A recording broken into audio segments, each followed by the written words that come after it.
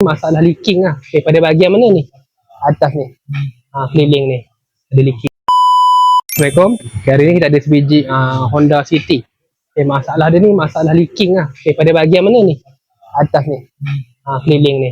Ada leaking. Okay, masalah dia punca daripada dia punya ni. Gasket dia.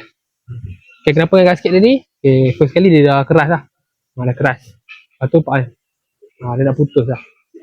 Okay, tu punca dia punya minyak hitam tu keluar keliling ni. Cover head ni.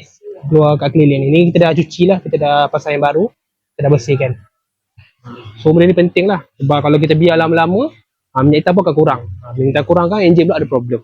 So settle masalah ni, kita tukar yang baru lah. Sebaiknya kita ambil yang originalnya. So dalam dah kita buat ni, kita akan cuci dia punya total body sekali. So siapa-siapa ada masalah macam ni, boleh cari kami dekat Kedai Vizi.